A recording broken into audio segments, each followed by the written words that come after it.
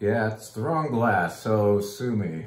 We're gonna be efficient this time. One glass, tell you about a few wines, and welcome you back to yet another Wine Steward video of the week. Thank you for continuing to watch these if you have been.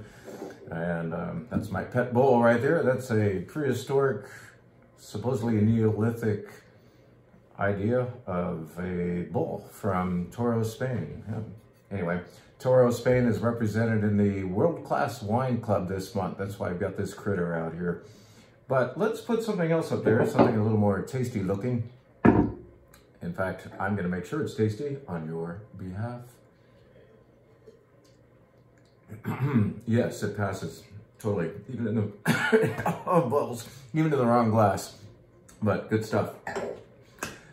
This is to announce to you that we have a new wine bar menu as of today. The wine bar menu changes every week, and you know, of course, during the pandemic, during many months, it didn't even exist. We didn't get to pour any wine for you. And then, as restrictions started to loosen up, we started to loosen up as well. Put some tables out in front of the store and a little menu in front of you, and it was little. It's now getting bigger. It was only by the glass, and this is to announce that the menu finally has what's called a flight back on it. Now, it's not the totally exhaustive, extravagant menu that we were doing in days of old, and I'm sure we'll get back to those times when we hand you a full-page thingy.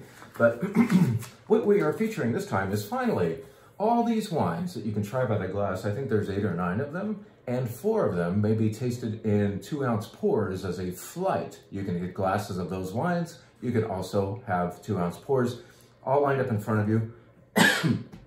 Man, those bowls are good. That's the second time around. At any rate, the menu's getting better. We're getting better. We're getting our muscle memory back, and we can pour this flight or anything on this menu for you out front.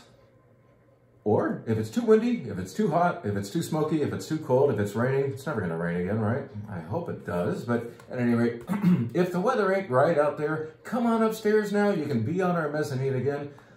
And I can't wait to have you upstairs. It's feeling more and more normal to finally have wonderful human beings sharing the mezzanine with me. It was pretty darn lonely up here for over a year. I want to tell you real quickly about the wines we've put on the menu this week. What's kind of cool is nearly all of them are French. We did this with Spain a couple of weeks ago, and this time around, having just kind of purged ourselves of the whole Spanish idea with different events and Zooms and wine bar menus, we are now going to go to another favorite wine country of ours. It's called France. And this is the sparkling wine that will feature on the menu this weekend. It is called Domaine Saint-Nicolas. I know, what is this? The label will kind of remind you of Veuve Clicquot champagne, perhaps. I think it was on purpose.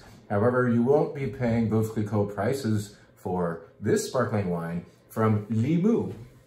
Limoux is in the south of France, and Limoux happens to think, as probably other places do as well, that it came up with the idea of sparkling wine, not champagne. No, Limoux, we did it. Well, whatever, I don't care. They're doing this now, and it's really, really good. We've carried Cremant de Limoux before, and Cremant de Limoux means it's sparkling wine from Limoux. This is another category of sparkling wine from there that's more special. It is called Blanquette de Limoux, and it is, by law, going to be 90% made of a grape called Mosaic or Blanquette. The grape has a couple of names, as many grapes do. There's synonyms out there, right? So Blanquette de Limoux is 90% Mosaic, and in this case, 10% Chardonnay. It's made like champagne, second fermentation happening in bottle the hard way, and yet you're not paying all that much for it. It's 20 bucks before your wine club discount and $17.99 for wine club members. In fact, we're going to put this in the White Wine Club next month. We do very occasionally give you White Wine Club members a sparkling wine. And it's fun to talk about the differences of Limoux and Blanquette de Limoux and a grape called Mosaic. I mean, that's a whole page of notes already written right there. So why wouldn't I club it? At any rate, wine's good. You can check it out ahead of time. Good juice.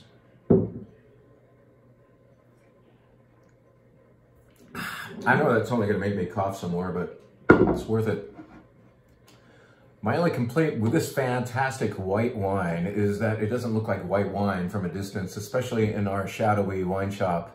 Downstairs where the Loire Valley wines are represented, it's kind of dark. You see this label on the shelf, the bottle, and you think, oh, it must be red wine from the Loire Valley. Like, okay, there's nothing wrong with that, but it's not. It's, white wine.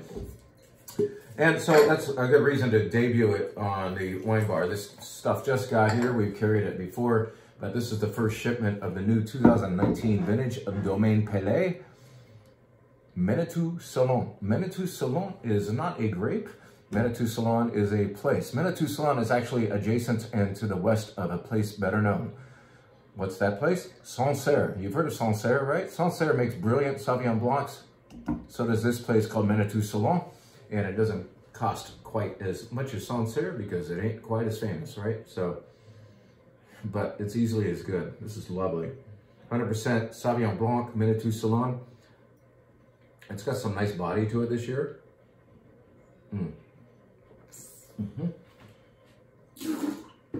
That is offered by the glass on the wine bar menu. So come have a whole glass of Menetou Salon, learn about the place. And the wine will be very easily understandable. Nothing to learn there. You're just going to say, yeah, I'll have another glass. Good juice.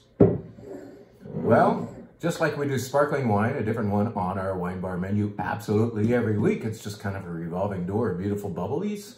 We also, at this time of the year, introduce you to yet another dry rosé. We're kind of sticklers for keeping it fresh, and so 2020 rosé is our main buying interest right now, and yet buying this one every year is another very, very important thing for us. Beaupré, Domaine de Beaupré, is a producer that I actually got to visit with some fellow Rhone cruise travelers. That was great. We drove a couple of rental cars over here to Aix-en-Provence. Visited this gorgeous place that reminded me a little of that Russell Crowe movie that happens in the south of France. What's that called? A Good Year, I think? Yeah. Anyway, no, is that the movie? Anyway, you know what I'm talking about. Beautiful part of France. La Belle France is Aix-en-Provence. I think it is A Good Year. Russell Crowe. And that guy who's dead now. At any rate, I'm going to try this wine because this is what I'm far more sure about. Year after year, we've been buying Beaupré.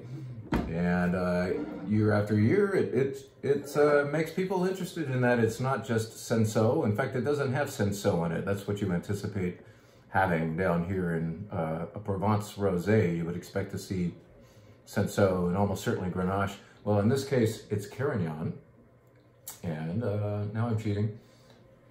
Oh, I've got it on the menu. Look, we're helping you here. We got data here. You know, it's not just the wine list. It's also what might be in the wine. Oh, yeah.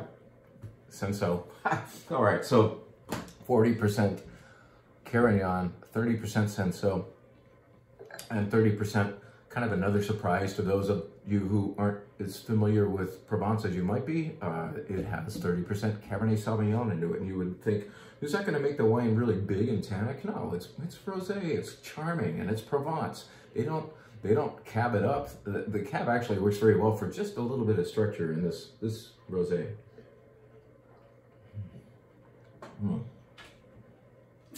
Wonderful spice to it.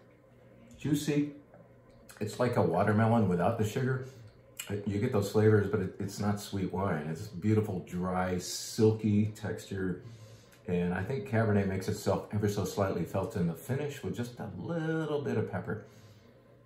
Really nice wine. So that's the rosé of the week. And just the announcement that finally these boats with their 2020 rosés are finally getting in here. They've been floating out there on the bay like bobbers or just some kind of invasion about to happen. Well, I wish the invasion of rosé would happen. It finally is starting and the wines are getting here. All right, let's tell you about the one wine that is not French on the wine bar menu. It's a brand new Pinot Noir from a producer who we've represented before. And yet haven't seen it on the shelf in a while. So B. Kasugi, it's kind of an unusual name, but this is a guy up in in Northern California who renders especially wonderful Pinot Noir and Gamay and some other goodies as well. This is a Pinot Noir called The Shop by B. Kasugi, and it comes from, no, not France, not across the pond from here, but just, well, less than an hour's drive from here north, the area called Carneros. So here's Carneros Pinot Noir. Oh, that's rosé. I have a very hard time saying goodbye to that. But this is damn good juice. It's always fun to discover a new Pinot Noir for you. Did you know Pinot Noir sells nearly as well as Cabernet now in our store? That's remarkable. That's a tribute to you and your open-mindedness. The fact that you probably actually smell your wine, which is one of my mantras. Please smell your wine. It should be a bumper sticker on my car. Smell your damn wine, will you? Smelling just like gives you more wine experience. I mean, you don't get shit-faced by smelling your wine, right? You get to anticipate. It's like foreplay. You can just, oh yeah, oh yeah. And then fulfillment, you sip it and then it's gone. So like, you can smell your wine endlessly. Like, stretch out that experience by smelling your wine. I mean, make the night longer. Lovely Pinot. Now, the cool thing that we've already alluded to is the fact that there is a flight. The last 4 wines on the menu can be drunk, enjoyed, guzzled, whatever you want, by the glass. Make sure you smell them. And then they can also be done as a flight. So you can have a 6-ounce glass of any of these wines, or 2-ounce pours of each all lined up in front of you, and do a flight. Finally! It's been like, I don't think we've had flights since March 2020. So this is a nice return to form for the wine steward. Albeit kind of a venture, kind of like, there aren't 3 flights offered, there is 1 so far.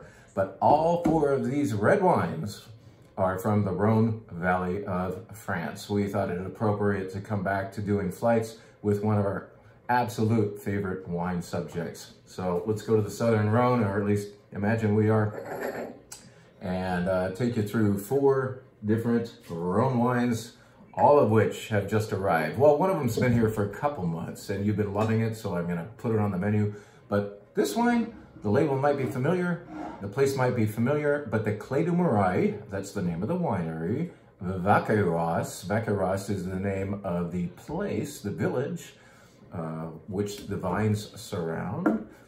It's about 15 minutes drive from Chateauneuf du Pape at the very most. Clé du Marais Vacqueyras is now 2018. I can tell you with my heart, and Guillaume, who sells us this wine, also feels the same way, that this is the finest Clé du Marais Vacqueyras that we've carried, even though we carry it every year. Finest one since 2015.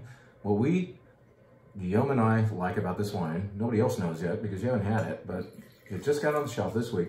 What we like about it is its elegance. So 16 was a little darker and abrupt and husky and maybe had bigger shoulders, but what we like is the elegance. This is a wine of beautiful incense, I would say. You like to smell the pepper and the exotic spices going on here.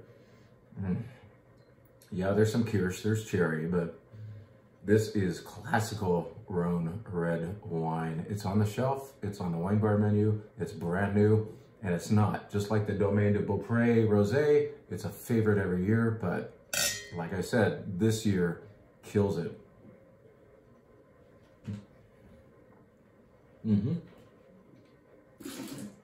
You know, some folks like to be knocked over the head by a red wine. Other people who savor wine really want it to sneak up on them. And just like all of a sudden, like you're halfway through the glass and you realize, God, I want another glass. I haven't even finished the first glass. Can I have 2 more glasses of this right now in front of me? Just, you know, lovely, lovely wine, elegant, Southern Rhone. Yes, that can happen.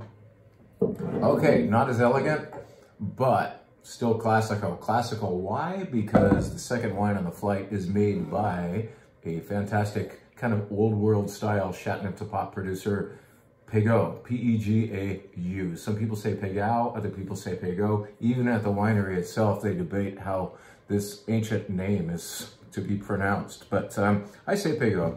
This is not Domaine de Pégau, this is Chateau Pégau, which is the winery name applied to the non-Chateauneuf du Pape wines that they make. So this woman named Laurence Ferraud makes wonderful Chateauneuf du Pape and has vineyards that are just like sometimes right across the street from Chateauneuf du Pape. And in fact, Most of the fruit for this is grown like a stone's throw away from Chateauneuf. If you're not as far away as Vaccaras, you're literally across the freaking street. And you can't call it Chateauneuf du Pape, therefore you can't charge as much money. And it's gonna be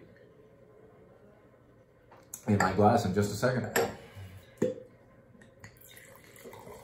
Here we go. Now, what do we anticipate from the 2016 vintage of the Rhone? Because we're going back 2 years now from what we just had. In 2016, all of the red wines are darker, kind of, you could say more masculine, like me, and structured, and a little more tannic, durable. They're a little more gruff, and, you know, rough exterior, but wonderful, wonderful fruit in the mouth, and I think good durability. I think it's a wonderful aging year, whereas other wine vintage, other Rhone, Southern Rhone vintages are, I would call them more red, like 15, what we just described is a more red vintage. This is more purple, more dark, more black fruit. Oh boy, yeah, this is like, hey, kneel down and worship. But what you get to have is a very nice Côte Village from a Chateauneuf du Pape producer that is truly a chip off the old block stylistically. You don't have to buy up to the $80 or $90 Pigot Chateauneuf du Pape every night, and nobody can, right? It's like, really? But the cool thing is, fortunately, that producer makes other good things, including this.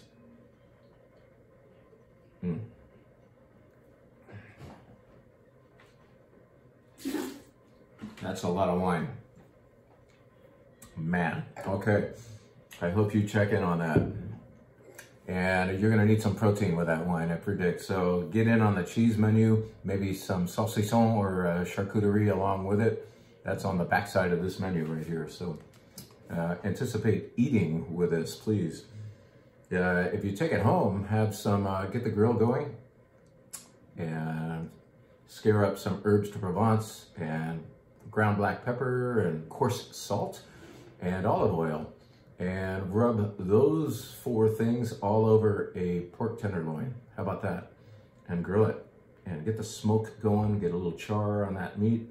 Those flavors, man, you're gonna have a classic south of Rhone or southern Rhone meal right there. And this wine will kill it with it, I promise.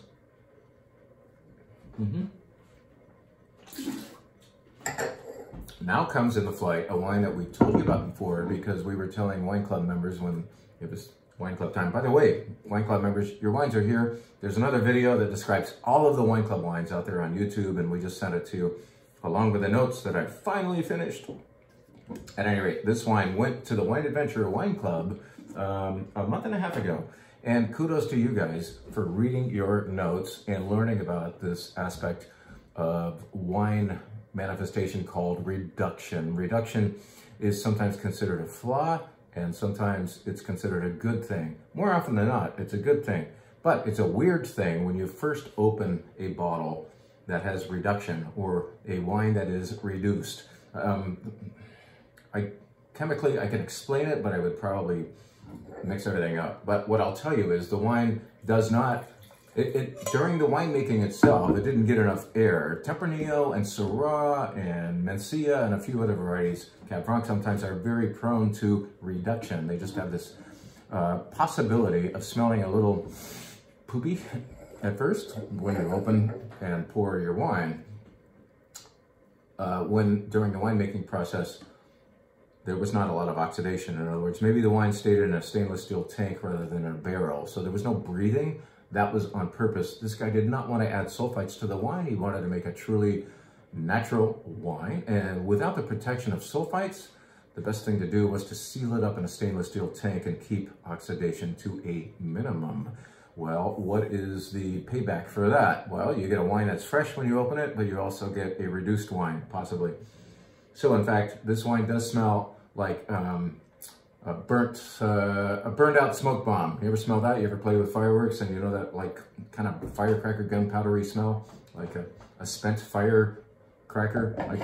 I could allude to other scents, but I think that's the safer one to use. Well, in this case, and in many cases, you can take a reduced wine, recognize that, and just swirl and swirl and swirl and swirl. This is 100% Syrah. This is our only trip within the Rhone flight to the northern Rhone, where Syrah is the specialist grape. 100% Syrah. Never saw a barrel in this particular one, and is therefore rather reduced. Also, never got any added sulfite, so that's kind of cool. And here it comes. Wave and wave and wave it. Wave that reduction out. You'll get to know this beautiful wine slowly. Again, another reason why you shouldn't like go straight to drinking. Just smell and smell and smell. Witness the changes. That's the wonderful transformation that you will often enjoy with a great bottle of wine. This provides that for a hell of a good price for Northern Rhone. Northern Rhone Syrah.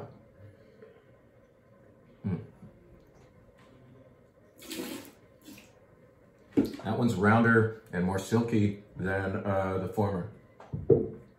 Okay. What do you think we're going to end with? How about something called Chateauneuf du Pape? The angels are singing. Like, we should do Chateauneuf du Pape, right? Let's put that in the flight. Let's tell you about a wine that we just landed here. I bought a lot of it. I think I'm going to put it in the world-class club next month as well, because the deal is fantastic for this juice. Chateauneuf du Pape automatically costs you $40 and up these days. And to get the good stuff, it's usually 50 bucks on up. Well, this is good stuff. I'm not saying it's the greatest Chateauneuf du Pape you'll ever have, and I'm saying for sure it's not $40 and up. I think we're at $32.99, and that's before your wine club discount. You wine club members are going to get this for under 30 bucks. Real live Chateauneuf du Pape. Is it Chateauneuf du Pape a name only? It says it on the label, and we've got that fancy glass there. New House of the Pope, Chateauneuf du Pape. This is where the popes lived, not down in Vatican City, but up here in Avignon and in this little town called Chateauneuf du Pape. During the 14th century, 7 popes in a row. The King of France wanted the church under his thumb, and so he brought the church north for a while. And so that's a little history for you. More interestingly, this is thought to be the greatest GSM in the world.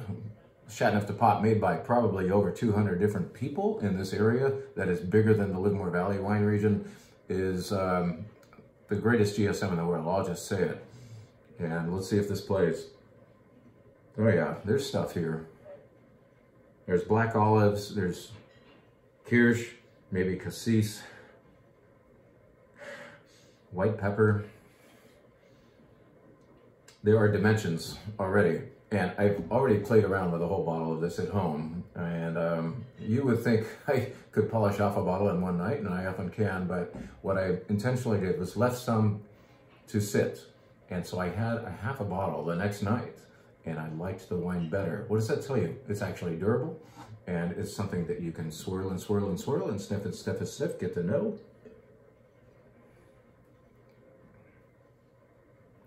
I'm telling you, get in here, buy this, buy bottles, not singular, but plural. This is a wonderful opportunity for those who love Rhone wine. Hey, Lex, if you're watching, buy this. I know, Lex, that you and Sandra love to buy like entire cases of your favorite Rhone wines, and that you also bat in this like $25 to $30 price range. You know, if you're gonna buy volume, you kind of have to take the price down, but I know you love this style of wine. Well, this time we can do Chateauneuf du Pape for you instead of like Côte d'Aron or Vacqueyras or something. Really lovely. It's on the flight. You guys can check it out and then run inside and buy bottles of this Chateauneuf du Pape. This is kind of a, this is windfall. This happened because of the pandemic, because all of a sudden, of course, the restaurant business worldwide dried up. And yet this winery had enough wine to make that some was designated for retail, some for restaurants. And when the restaurant thing couldn't happen, this wine's hanging around. They had to like work on the price for us, and they did. And we worked on the price for you, so get in on this. That's our like clue of the day. Get in on it. Well, thanks for listening. Come see us at the wine bar. All of these are available by the glass. We finally have our first flight. You can be out front, you can be upstairs, and I cannot wait to see you having some Rhone wine with me. Thank you. Have a fantastic weekend. Go Warriors. See you soon.